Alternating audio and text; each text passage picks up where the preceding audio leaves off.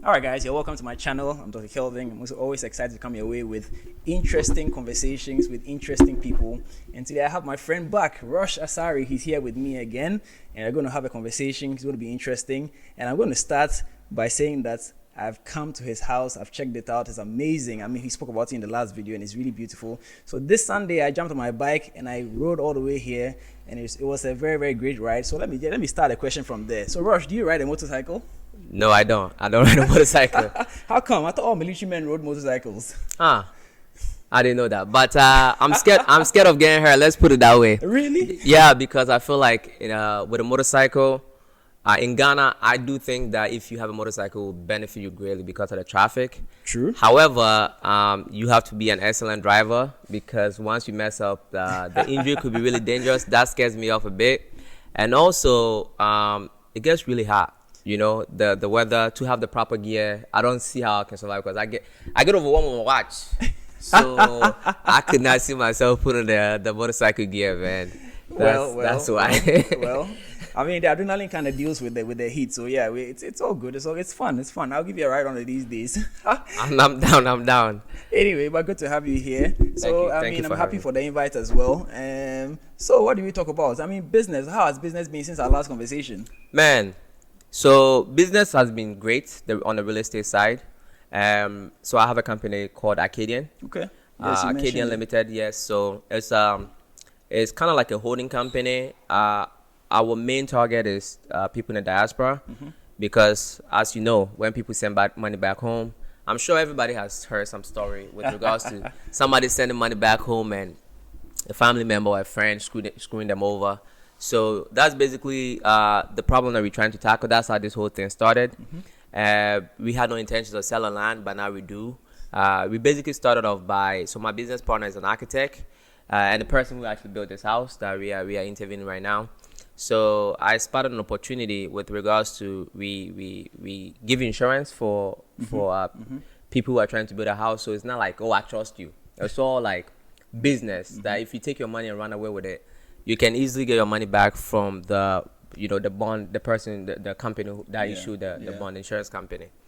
And that is really taking off. So that's been great. We also have, so this house is powered by solar. Oh, wow. That's very nice. Yeah. So the guy who installed the solar is also a partner. And so everything is coming together. And now we're selling land, of course, because I've been involved in a lot of land purchases and have learned the ins and outs. I've had some issues. I know what to do, what to avoid, how to properly purchase land, and I try to help people with that. So we added land to what we're doing, and all of that is going great, man. I keep getting more land listings. We keep getting clients that wants to build, and it's growing. That one is growing. Awesome. My car wash hasn't been so great because when I bought the land with a title on it, transferred the title to my name. But Ghana, somebody tried to just shake me and see what I'm made out of, and he, I was too strong for him, so he took me to court. So I'm in court right now waiting on that. So I bought this expensive land by the roadside, and I'm not getting any cash flow, So I'm just playing the patient game. It was really expensive. I think my biggest investment in Ghana, and you just have to wait it out and be patient. I think that's what it takes, man. You got to be strong and wait it out, because I don't see how I can possibly lose this. It's impossible. So you just have to wait it out and, let all the bluff go away. But yeah. Great. So now tell me, it looks, at least from where I'm sitting, it looks as if all your businesses have come out of kind of like a necessity. Is that like a strategy that you're using? Yes. So I think you of all people will know that, right? As a business person, you just don't go and do a business. Me, that's now how I move. I spot problems. Right, problems that I'm like, okay, I can solve this, and it's almost guaranteed that it's going to succeed. For example, the car wash. The reason why I wanted the car wash, first of all, I wanted the land, but I wanted to buy an existing car wash because of land issues in Ghana. Yeah, land by the roadside is really expensive. I wasn't gambling on buying the land without anything, and then though they have the titles, whole bunch of what I mean. I wanted a land where somebody's living on it, operating a business, and I still have somebody. Can you believe that? I still have somebody try to flex on me. So, You saw what happened when it rained. You see this? Yeah. It's a developing area. Yeah. I see how often people wash their cars. It's a lot of, you see the houses around. People here can afford to wash their cars. Yeah. So it's a necessity. Like, you will, even if you have a houseboy or, somebody to clean the house. When the roads are bad and you come out, you're gonna wash it by the roads. It's almost guaranteed. Yeah. So the people in the developing area wash their cars far more than people in developed areas. True. So in any business that I go through, I just look at the problems and I just see the opportunity, man, and I grab it. and it's working. I mean, the thing is, it pretty much means that you are guaranteed a market once you put it out there, you know. Yeah, but a lot of young people are trying to manufacture, you know, all sorts of businesses to try and make do. I don't know what you think. Like this new age, social media age, you know, everybody trying to start a podcast. Yes. So I think the reason why you're gonna succeed on YouTube, and the reason why I succeed is because people, believe it or not, it's only a few people who will listen to somebody with no experience, and maybe you might be lucky and blow up. Like Mr. Beast, he did it for a long time. But on the average, it's almost guaranteed if you've actually done something. Yeah. If you've actually done something, you're preaching it. You get where I'm coming from. You've actually done something. Like you're a doctor, talk about doctor stuff. You've done it. You got your degree. Of course, people are going to listen to you. I'm a business person who's actually doing business. I moved from the States to Ghana and I preach about it on my channel. Mm-hmm. So it's better to go and get the experience and then leverage. Exactly. Leverage that is guaranteed. People talk about my YouTube is not channel because people are not stupid. People listen to you like, okay, you are saying this, but what are you doing? True. You get where I'm coming from. I get if somebody like me is saying, oh, there are a lot of opportunities in Ghana, and you see my business flourishing, I post my business activities sometimes, and it's a no-brainer. Like this guy knows what he's talking about, right? So people, that's how we are wired as human beings. It's like nobody wants to be told what to do. Honestly, that's how we are, and thus all the buzzword that's going on. Everybody want to be an entrepreneur because deep down nobody wants to be told what to do when they grow up. True. So, but let me stop you on that one. So, do you think everybody can be an entrepreneur? No, not everybody can be an entrepreneur. Why not? Because some people just don't have what it takes. For example, this core issue that I'm dealing with the land. Mm-hmm. Most it will break most people, man. And I'm here. You need some sort of mindset to make it. Mm-hmm. Nobody's gonna wake you up in the morning like, hey, go to work. Because that's very, very true. Nobody's gonna fire you when you don't show up today, but your business is going out of business at some point. It is not easy. You're not gonna be motivated every day. What it takes is discipline. And if you ever been in the military, then I think you could definitely be an entrepreneur. If you've been in the military, it takes discipline. Yeah. You gotta do what you don't feel like doing, all the uncomfortable stuff. There is a lot of, especially if you don't have which is why I always advise people to start something on the side first, because it comes with a lot of mental anxiety and when you have nothing coming in and you try to go alone, and then the Maslow's hierarchy of needs, you don't have what to eat and you're just gonna end up making stupid decisions. And there's a lot of people always keep quoting Colonel Sanders. That's the KFC story about how he started when he was 60 or 80 and da da da. Yeah. To sort of as an excuse for why they are not starting now, because they have all the time in the world, they can start later and still blow up. But I feel there's a critical time that you need. If you have an idea, you need to get started right now, because when you get married, for instance, it kind of puts a bit of a damper. Exactly, a lot more pressure. I agree. When you have your first child, that's additional pressure. I agree. You cannot take certain risk beyond a certain point in that life. So if you have an idea right now, you need to start small, like you said, and then begin to build on it. Don't wait. Thank you. So the KFC guy actually tried a lot of stuff for a long time. Mm-hmm. So he just blew up at 60, but he's been, he's been making fried chicken for a long time. He just never blew up. He started a small business going. It was trial and error for a long time before he blew up at that age. Yes. He didn't wait to 60 and said, I'm gonna start. Exactly. You can do it, but maybe after 60 your kids moved out and all that, but you just don't have the same energy. Exactly. You don't have the same energy. You get old, you get tired, you probably have your beer belly if you drink beer. So it's best to start when you're young. A lot of people say, why did you move to Ghana at such a young age? When? If I don't do it now, when? Right? I don't have kids yet. I have a wife, which is why I made sure this house was done. So you could take calculated risks, right? True.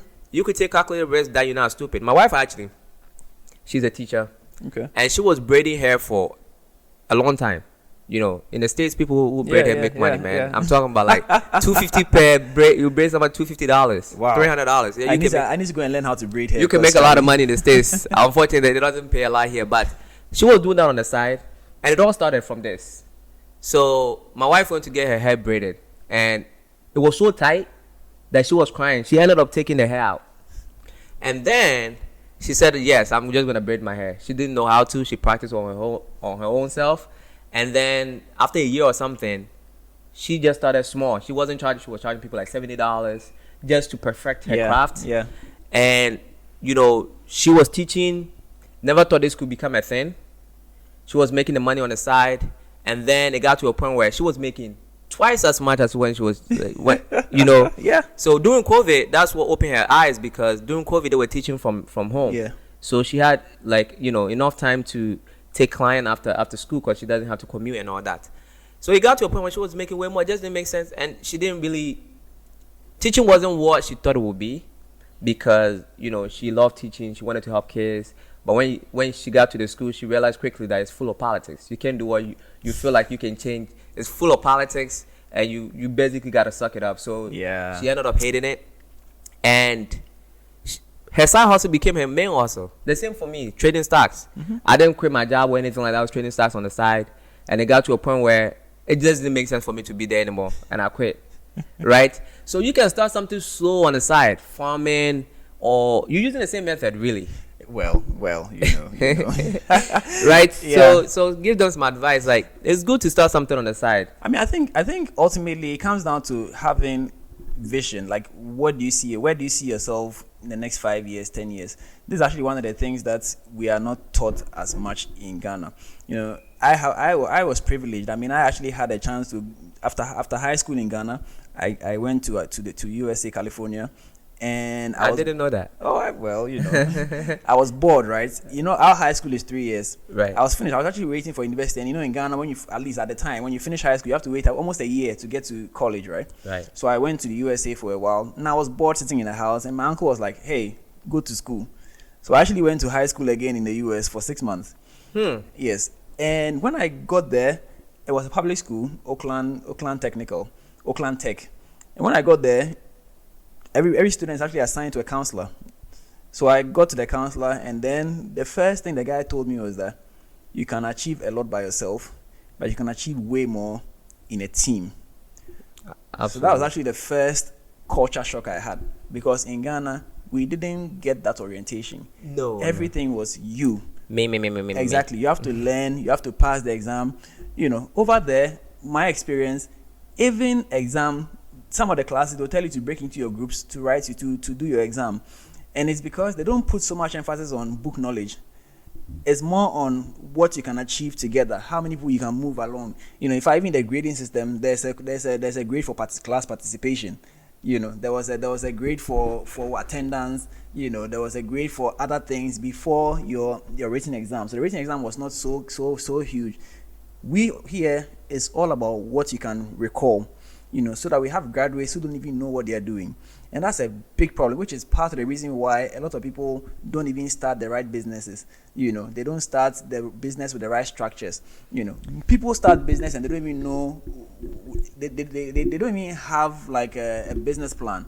So I personally, I don't really believe in a business plan that documents itself per se, but at least there should be something written down. Why are you starting this business? What are you trying to achieve? What impact are you trying to make? So we hardly sit down and project or plan 5 years ahead, because we are always thinking about, what am I eating today? Absolutely. And that's what the average Ghanaian looks at. Yes. What do I benefit today? Not what will I benefit 2 years from now. And that's why we find ourselves where we are, to be honest. I don't know, you as I keep telling you, you are an outsider coming in. What do you think about what I'm saying? I think it's true. I think what you're saying is true with regards to people think about just today, because especially workers. The people who work for me, or people that have worked on projects that screw us up, is because they were thinking about today. Because if you were to behave in the long haul, you're going to end up making more money. True. The money that you're taking today, that's it. I'm never going to recommend you to anybody. I am never going to call you back to work for me again. So you lost a lot of money in the long run. Yes. But they just thought about today. And just how people move. People don't save, people don't think about let me invest here. You know, somebody will set up a small shop, and the money is coming in instead of expanding and thinking long term. We all start small. Yes. I just told you guys the story behind my wife, the story behind me trading the stock market, and you always gotta expand, right? Nothing in the universe stands still. If you stand still, you die. You're dying, yeah. So, everything is expanding. You know, the universe itself is expanding. Yeah. The earth, that's why you see cracks on buildings. And you know how they say the rich will keep getting richer and the poor keep getting poorer. Yeah. It's exactly because of that. Yeah. It's gonna go down. Yes. So money multiplies. The more money you make, it becomes easy, and it multiplies, and it keeps. There is something known as compounding. Yeah. Yeah. And you have to use compounding on your side. It comes with everything. Reading books for a long time, it compounds. Reading this book and that book does not give you reading this book and reading that book. You get a better understanding and get a whole different perspective altogether. So that's how compounding works. So if you have a small business or something, you should be thinking about what you can add on. And over time, that's how people become big. I mean, I listened to the Casapreco guy, and he said he did susu. Have you heard his story before? Yeah. He said he did susu with some friends, and his turn, he took it. And that's the only capital that ever he used in Casapreco. Can you believe that? That's the guy who owns a wake and all this stuff. And he did it all here in Ghana. The guy said he never lived outside before. So when people complain, I know it's not easy. No, I know. I mean, nobody's saying it's easy. I know it's not easy. This year has been extra tough. It is not easy at all, but you're still persevering. And what makes entrepreneurship fun, or trying to do something, like visualizing something, right? It's like, it's like trying to get a woman or something like that. You'll be looking forward to that for a long time, and you finally get it, and it feels good, but then that's it. You got it already. That's how it is. When people see me in this house, they think like, oh, I'm the most happiest man. It doesn't work that way. It's the journey. It's the process of doing it. I think I was more fulfilled when I was struggling to do this, because I didn't know where the money was going to come from. And, just expanding myself, reading a lot, doing a whole bunch of stuff. I think that's when I felt the most alive, actually. Yeah. When the house was done, it was like, okay, now what? Now what's That's next? how human beings are wired. It's true. I definitely agree with you. So if you sit there and you think like, oh, I'm going to have this money. You hear people say that. That's poor people that talk like that. Once I get this amount of money, I will never have to work again. That's why God makes sure you never get that, right? So it's true. So you don't arrive, right? And I think people look at it that way. When people see you in Ghana, they think you have arrived. I heard that from in Ghana, like you have arrived, like you are done. You are done with life. It doesn't work that way. You get depressed. You it's boring. Imagine waking up every day and not having anything to do. What are you gonna do? What are you gonna do? Play video games? What exactly are you gonna do every day if you have nothing that you're working towards? Yeah. And there is a study. I think the people who live the longest, some group in Asia and Japan. Europe. What they do is, these people are gardening. 95, they are still gardening. They're still doing something. It's the act of doing something. Most people actually die as soon as they retire. That's very true.